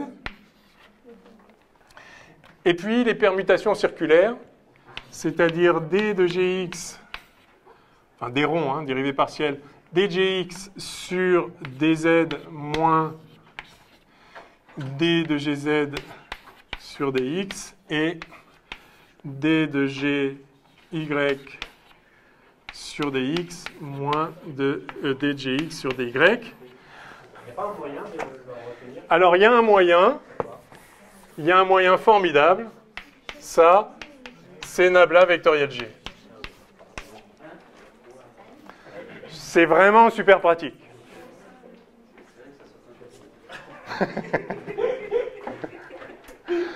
Bah oui, si vous mettez d sur dx, d sur dy et d sur dz, vectoriel gx, gy, gz, bah, vous le faites et ça donne ça. Hein. Donc, justement, ne retenez pas ça. Retenez ça. Ça, vous le retrouvez parce qu'il suffit de l'écrire. Là, pour le coup, ça saute aux yeux. Mais c'est ça qu'il faut retenir. Donc, moralité. Le gradient d'une grandeur scalaire, je mets f pour ne pas confondre, c'est nabla appliqué à f. La divergence d'une grandeur vectorielle, c'est nabla scalaire G, si la grandeur est G, enfin le champ vectoriel, et le rotationnel de G, c'est nabla vectoriel G. Maintenant, vous avez le droit de vous passer de nabla, mais tant pis pour vous. C'est quand même plus simple, ne serait-ce que pour s'en souvenir. Alors, pardon, soit dit en passant, donc, le nabla s'applique, le nabla qui est un opérateur vectoriel, s'applique à un champ scalaire et fait un vecteur, un champ vectoriel. Donc le gradient, c'est un champ de vecteur. La divergence d'un champ vectoriel, c'est un produit scalaire ici, donc c'est un scalaire, ça c'est un scalaire. Et le rotationnel d'un champ de vecteur, c'est nabla vectoriel G, et donc c'est un champ vectoriel lui-même. Quelqu'un levé? Ouais, oui. Vous pouvez juste expliciter le produit vectoriel pour voir si on retombe sur... Oui, c'est ça fois ça moins ça fois ça pour la première ligne. Ah, on commence comme ça. La première composante, c'est vous barrez la première et vous faites le produit en croix. D'accord, la deuxième. La deuxième composante, vous barrez la deuxième, mais avec un signe moins du coup, c'est un coup sur deux. Et donc vous faites le produit en croix, mais avec un signe moins, ou alors vous le faites dans l'autre sens, au choix. Et la troisième composante, vous barrez la troisième composante et vous faites le produit. Mais sinon, si vous en avez un, après, c'est juste des permutations circulaires. C'est aussi pratique de faire comme ça. Bon, alors ça, c'est intéressant. Quelle heure est-il? C'est vrai? Non. Ah non. Mince, je vais être obligé de vous faire confiance, ce qui est très difficile. Donc vous êtes capable d'avoir trafiqué votre montre? Non, non, mais je vous laisse. Ah, d'accord, merci. Oui, bon, d'accord. Si vous y pensez. Bon. Bah, c'est plutôt sympathique, ça, non? Alors, est-ce qu'on passe tout de suite à l'équation de Maxwell associée? Mais pour ça, alors, de même que si on connaît la manière dont les champs électriques sont liés aux charges, hein, E égale E. E égale somme de ρ des taux sur 4pi epsilon 0 R2 UR, avec ici les R qui hein. Donc ça, c'est le champ E créé créés par une distribution de charge quelconque. De là, on a déduit le théorème de Gauss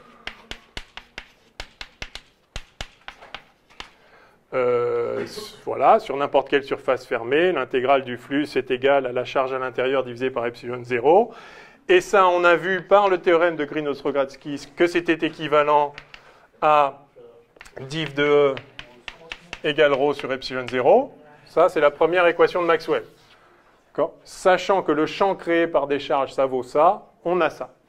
Alors, en fait, on peut faire pareil avec le champ B, mais il faut connaître...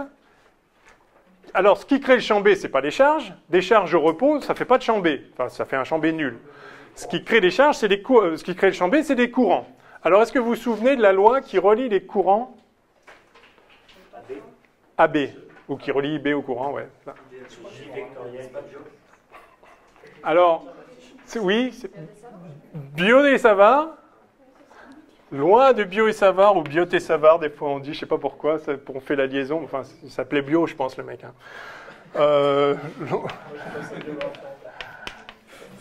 Enfin, ils sont deux, hein. C'est pas monsieur Biot et Savart.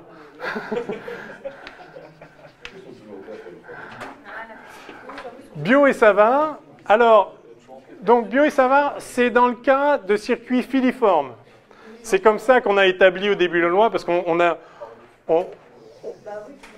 avait des circuits filiformes, typiquement des spires de courant.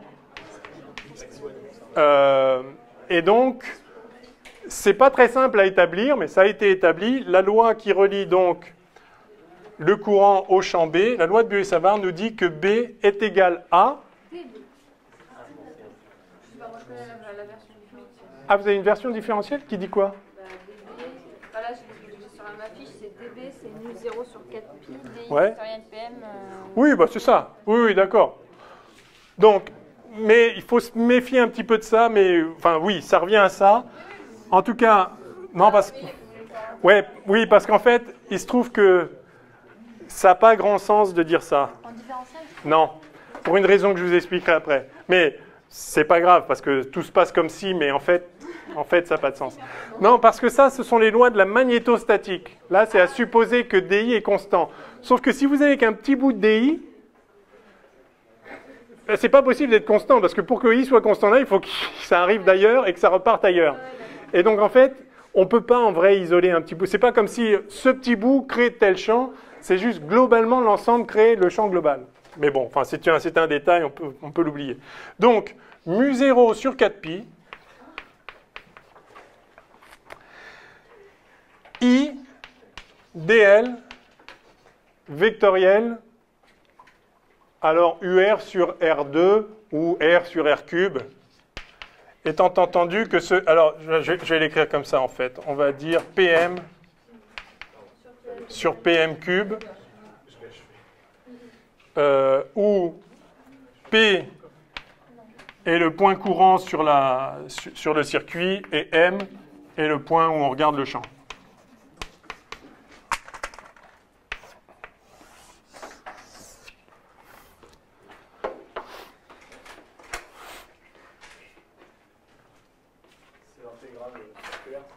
C'est l'intégrale sur tout le circuit où passe le courant I.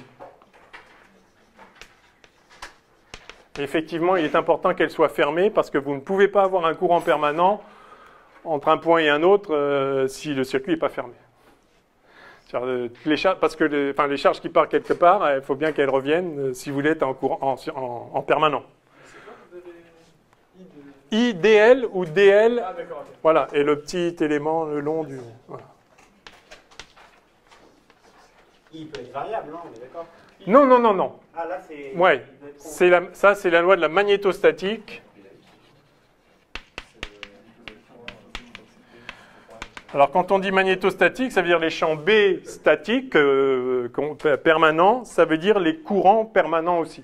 Donc évidemment, il y a des mouvements de charge, ce n'est pas statique, mais c'est stationnaire, ça ne varie pas dans le temps. Et le champ B est statique, enfin, stationnaire aussi.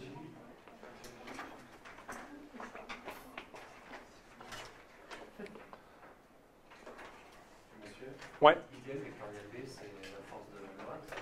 Oui. Ouais, on verra ça après. Alors, est-ce qu'on essaye tout de suite le théorème d'Ampère? Ah, peut-être pas, non.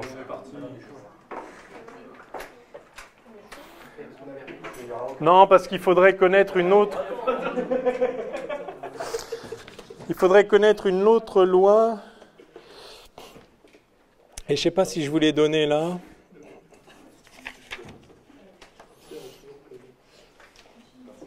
Non. Ah, si. Non.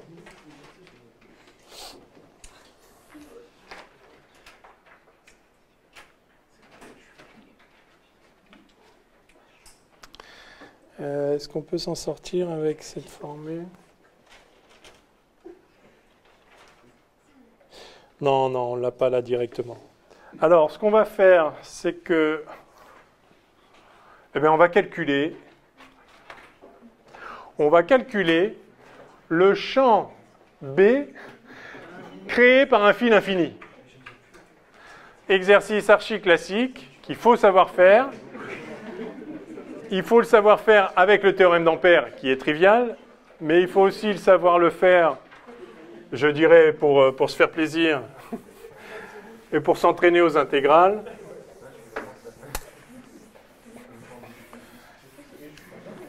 Il faut savoir le faire en calcul direct. Donc, de même qu'on avait calculé le champ créé par un plan uniformément chargé, on va calculer ici le champ B créé par un fil infini, rectiligne, parcouru par un courant I permanent. Donc, exercice. On va pas le faire pour un solénoïde infini. On le fera par le solénoïde. Si, on va le faire. On peut pas commencer par une spire? Une spire? On a commencé le début. Ah, si vous voulez. Moi, je veux bien. Vous voulez une spire d'abord? Comme ça, après, on peut extrapoler jusqu'au solénoïde. Oui, mais le fil infini, vous le tirez de la spire, vous? Non. Non.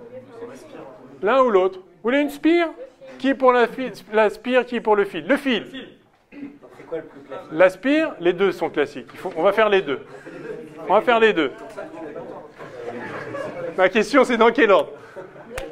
Allez, le fil. Le fil. Exercice 1. Le fil infini. Ah, on n'a pas parlé des symétries du champ B. Bon, alors d'accord, on va commenter ça.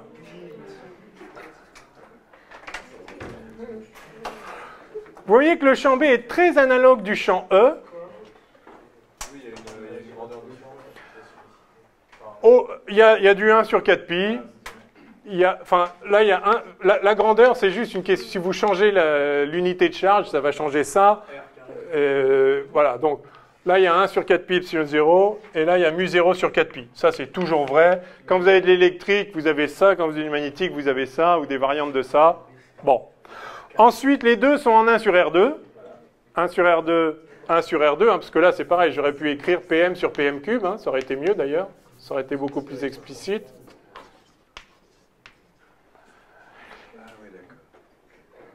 Ça, c'est la charge. Ça, c'est le courant. Alors, là, je suis sur une représentation linéaire. Ça, on peut le passer en JS, DS. Si on a une nappe de courant, un courant en surface. Ou si on a un courant volumique, ça va faire un J des taux. Donc la même loi peut s'écrire, en général, on le calcule pour des circuits filiformes, parce que c'est ce qu'on manipule de façon standard.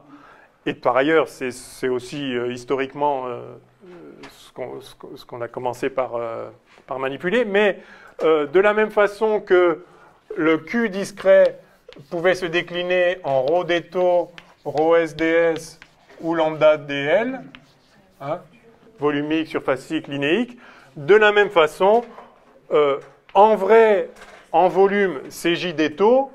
S'il y a une dimension qui est négligeable, vous avez un courant surfacique qui s'écrit comme ça, et s'il y a encore une autre dimension qui est négligeable, c'est-à-dire que vous avez un fil à une dimension, ça donne ça. Mais c'est la même loi, enfin, ça se décline de la même façon. Alors, donc vous voyez la similitude, mais il y a un point absolument capital qui marque une différence entre E et B, c'est que E est un vrai vecteur, ça c'est un vecteur géométrique, mais pas B, parce qu'il y a un produit vectoriel. Ça, c'est un vrai vecteur, un élément de longueur. Ça, c'est aussi un vecteur géométrique. L'un vectoriel l'autre. Il y a un produit vectoriel. Et donc, ce n'est pas un vrai vecteur. C'est-à-dire que si vous le regardez dans un miroir, il ne change pas de sens au lieu de changer de sens. Un vrai vecteur devrait changer de sens.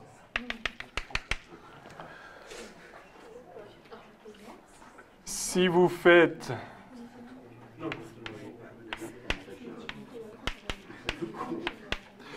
Si vous faites A vectoriel B, A vectoriel B, il vient vers nous.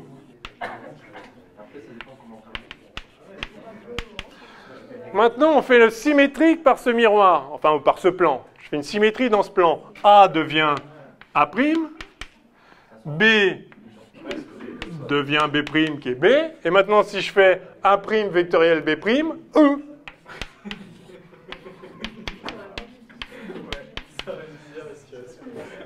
J'ai pas le symétrique de A vectoriel B, j'ai moins le symétrique de A vectoriel B. Donc il n'est pas superposable à son image dans un miroir. Donc il est chiral. Il est chiral.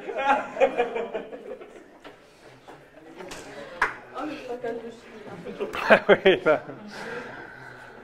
Ok, donc le symétrique d'un pseudo-vecteur par rapport à un plan, enfin, Un pseudo-vecteur. ça s'appelle un pseudo-vecteur, ou un vecteur axial, si on veut. En fait, enfin, le produit vectoriel des symétriques, c'est pas le symétrique des produits vectoriels, c'est moins le symétrique du produit vectoriel. Le produit vectoriel des symétriques, c'est moins le symétrique du produit vectoriel. La fonction produit vectoriel est une fonction en fait. Non. Non, mais ça se transforme. C'est la définition d'un pseudo-vecteur. Enfin, disons, c'est la caractéristique de ces vecteurs-là qui se transforment en moins en moins le transformer, enfin bref, par symétrie plane. Bref. Alors ça a une conséquence majeure, peut-être on le fera un peu plus en détail si vous voulez, mais je ne veux pas perdre trop de temps là-dessus, c'est que, alors que le champ E a les mêmes symétries que les charges, et que donc, ce qu'on a vu pour Gauss et quand on a fait le champ E, on a vu que si la distribution de charge est symétrique par rapport à un plan, le champ E doit être aussi symétrique par rapport à ce plan-là, et donc il est dans le plan. Si vous avez un plan de symétrie de la distribution de charge, le champ E, il est dans ce plan. Par contre, si vous avez un plan de symétrie de la distribution de courant, le champ B doit être égal à l'opposé de son symétrique par rapport au plan, et donc il n'a pas de composante dans le plan. Il lui est donc orthogonal. Il pourrait être nul, mais enfin, en tout cas, il n'a aucune composante dans le plan, donc il lui est orthogonal. Ah ouais, ça vient juste des propriétés du produit vectoriel. Absolument, c'est juste ça. C'est juste ça. Donc, B est orthogonal au plan de symétrie des courants, et B appartient au plan d'antisymétrie des courants. Donc ça, c'est très important. Et c'est les propriétés générales de symétrie des champs B. Et donc, c'est le pendant de E appartient au plan de symétrie des charges.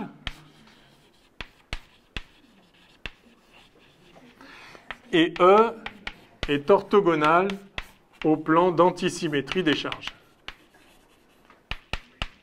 OK ? Alors ça, c'est très important.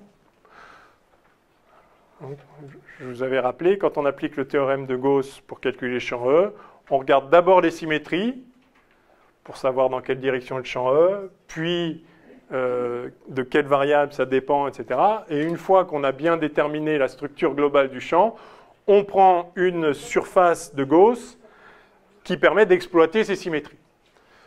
On va faire exactement pareil avec le champ B quand on va appliquer le théorème d'Ampère, on n'y est pas encore, mais c'est pareil, on regarde d'abord les symétries du champ B, puis de quoi il varie, enfin de quoi il dépend, pardon, ce champ B, et ensuite on applique le théorème d'Ampère sur une courbe qui exploite ces symétries, c'est-à-dire qui rend l'intégrale facilement calculable. Bon, alors ceci étant rappelé, dans quel sens va être le champ B en un point M quelconque? Alors je me mets en un point M situé à une distance petit r du fil infini. Alors, est-ce qu'on peut identifier des plans de symétrie ou d'antisymétrie qui passent par M? Par exemple, le plan qui est orthogonal à I, là, c'est un plan de quoi, ça? C'est un plan d'antisymétrie. Hein. Si vous faisiez le symétrique vraiment du courant qui monte, ça ferait un courant qui descend. Mais en fait, c'est juste l'opposé de ça. Donc c'est ça l'antisymétrie, ça veut dire que c'est moins le symétrique. Donc ça, c'est un plan d'antisymétrie, et donc B, il est dans ce plan. OK. Mais il reste encore beaucoup de solutions. Donc c'est pas génial. Par contre, si vous prenez le plan du tableau ici, qui contient le fil et le point M, alors ça, c'est un plan de symétrie. Si c'est un plan de symétrie, B est orthogonal à ce plan de symétrie, et donc on sait que B est dirigé orthoradialement ici, alors soit comme ça, je ne sais pas encore. Mais en tout cas, il est suivant la direction Uθ en cylindrique, si vous voulez. Alors effectivement, ça va dépendre du signe de I. Si I est positif, il va être en fait comme ça. Mais on va le voir, on va le calculer. Ouais, si vous voulez. C'est quoi c'est ça avec la main? Ah oui, d'accord. Dans le sens de I, tu tournes avec ta main de la même façon que tu tournes avec ta main, c'est la même chose. Ouais.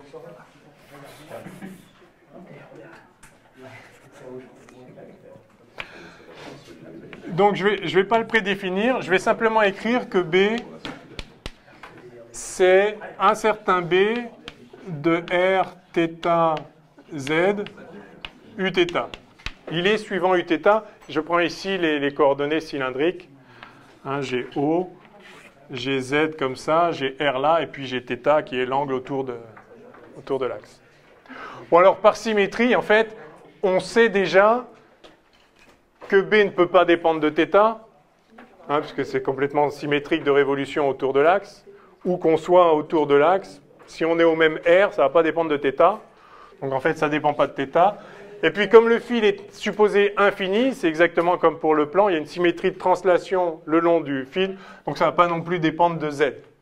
Donc si on connaissait déjà le théorème d'Ampère, avec ça, on l'applique et on a le résultat en un quart de seconde.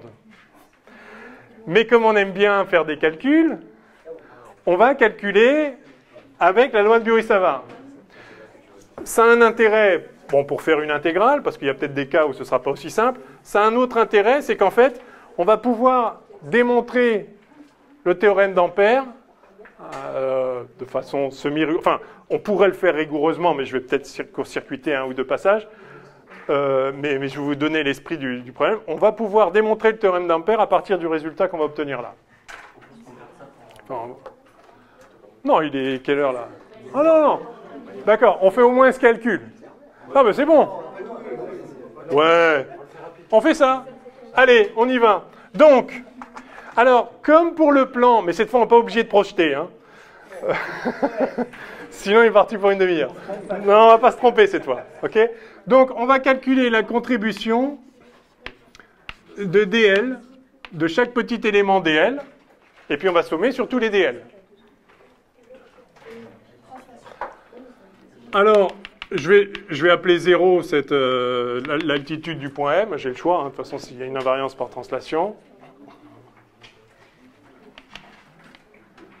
Donc ça, c'est le point P. Et donc, j'ai B au point M qui vaut la somme. Alors, j'introduis θ ou j'introduis Z? Θ? Θ comme ça? Donc, de θ égale moins pi sur 2 à plus pi sur 2. Je ne sais pas si c'est mieux de faire des Z ou des θ. Hein? Voilà, c'est le choix, c'est un quart d'heure ou 2 minutes. Vous voulez Z ou θ? On va voir, on va voir. Prenez vos réponses. Si on faisait les deux en parallèle.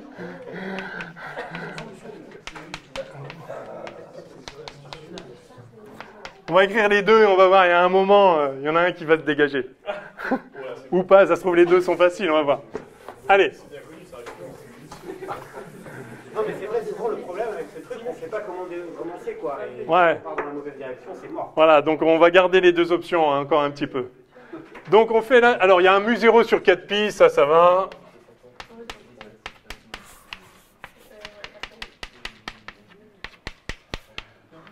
Il y a un mu0 sur 4pi pour tout le monde, ça, il n'y a pas de souci.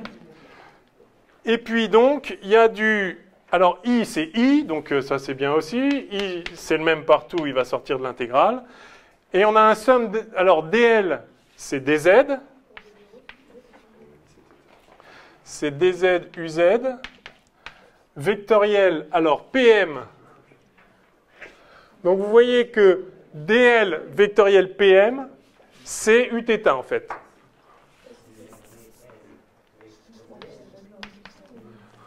En direction. Après, on va... Attention, il y a un sinus, hein, mais en direction, c'est suivant uθ. Et la norme, ah ben en fait, on va utiliser le bras de levier. dl vectoriel pm, c'est la longueur dl, c'est-à-dire dz en fait, fois cette longueur-là, mais fois le sinus de cet angle. Et ça fois ce sinus-là, c'est ça?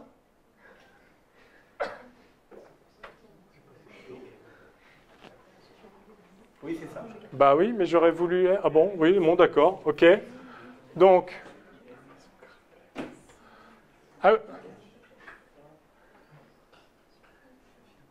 Bon, ok. Ah oui, oui, d'accord. Ah oui, bon, ok. Donc, dl vectoriel pm, on est d'accord que ça fait en norme, ça va être suivant uθ. DL, vous avez dit DL. Non, pm, voilà, c'est ça là, pardon. On a dl vectoriel pm. Enfin, vectoriel u, pas vectoriel pm. Oui. Ça fait norme de PM fois sinus. Ça fait norme de dl, c'est dz, fois norme de pm, fois le sinus. Ah oui, mais c'est ça, non, mais c'est pour ça. C'est le sinus de l'angle entre ça et ça. Le sinus de l'angle entre ça et ça, c'est bien le cos de celui-ci. Et donc, ça nous fait PM fois cos, donc ça fait R. Petit r.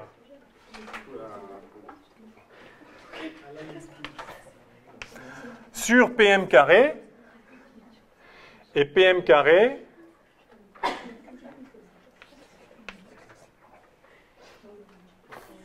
je vais l'écrire comme ça si vous préférez.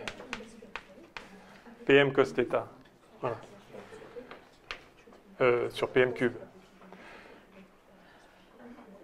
Et donc ça fait mu 0i sur 4pi, somme de moins l'infini à plus l'infini, de, donc on a dit, R sur, alors PM carré, c'est R2 plus Z2,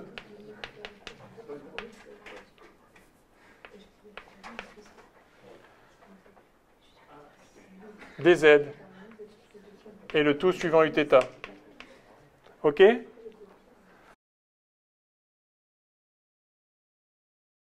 Bon, alors, petit insert vidéo, parce qu'une fois de plus, en courant en fin de cours, on s'était trompé.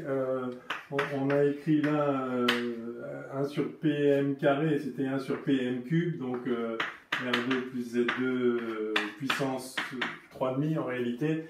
Donc, du coup, après l'intégrale, ça n'a pas fonctionné et on s'est arrêté avant de vraiment finir cette intégrale, donc je voudrais le reprendre. Donc on a ce courant I, un fil infini, donc je ne reviens pas sur tout ce qu'on a fait. On a le point M à la distance R et on s'intéresse à la contribution d'une petite portion dz ici qu'on peut repérer par l'angle θ. Donc finalement c'est peut-être plus simple de passer directement en angle. Donc la contribution du champ D par ce petit élément dz, donc u0i sur 4pi, on fera l'intégrale sur tous les dz. Donc on a dz, alors donc dz vectoriel pm, ça fait en fait dz fois r, puisque avec le cos de l'angle ici, enfin le sinus de l'angle c'est le cos de celui-là, enfin bref c'est le bras de levier, donc L, donc dz r sur non pas pm carré comme je viens d'écrire, mais pm cube, du coup. Et tout ça sera dirigé suivant uθ, je ne sais pas si je l'en ai là, voilà. Et donc c'est cette intégrale qu'il faut faire de moins l'infini à plus l'infini. Et donc on va passer en angle. Donc on va dire que en fait z ici, si je prends le 0 là par exemple, ça fait donc r tangente θ. Et par conséquent on a dz qui vaut, alors la dérivée de tangente c'est 1 sur cos carré, donc ça va faire 1 sur cos carré θ dθ, et par ailleurs on a PM c'est ça, donc c'est R sur cos θ, voilà, donc PM cube c'est ça, et du coup si on remplace là-dedans on obtient B qui vaut mu0i sur 4pi facteur de, alors le R je peux le sortir, et donc j'ai la somme de dz, donc j'ai à nouveau un R ici, donc j'ai un R carré là, et donc dθ sur cos carré θ, allez je vais faire explicitement comme ça, donc ça c'est dz, j'ai sorti R, donc dz sur pm cube, donc sur R cube, fois cos cube θ. Donc j'ai du R carré en haut, R cube en bas, donc ça fait du 1 sur R, et donc tout ça fois le vecteur uθ, et donc j'ai finalement B qui vaut mu0i, alors R2 sur R cube sur 4pi ici, donc sur 4pi R, et j'ai simplement la somme de cos cube sur cos carré, donc vous voyez c'est très simple, cos θ dθ, à prendre, alors de l'infini vers le bas, ça c'est θ qui tend vers moins pi sur 2, à l'infini vers le haut, θ égale plus pi sur 2, donc de moins pi sur 2 à pi sur 2, et ça c'est effectivement totalement trivial, enfin, toujours sur le vecteur uθ. Cette intégrale, ça vaut simplement le sinus de θ à prendre entre moins pi sur 2 et pi sur 2, alors en pi sur 2 ça fait 1 moins 1, donc 2. Donc tout ça, ça fait 2 en fait. Tout simplement égal à 2. Et donc on obtient, comme il se doit, B égale mu0i sur 2πr uθ. Voilà donc le champ magnétique créé par un fil infini parcouru par un courant I. Voilà, donc aucune difficulté, il faut juste bien poser, pas se tromper. Donc on avait écrit PM carré au lieu de PM cube. Bon. Voilà, j'espère que ça rectifie, que ça clarifie cette intégrale. Aucune difficulté, entraînez-vous à le refaire si vous voulez. Donc voilà, à la prochaine.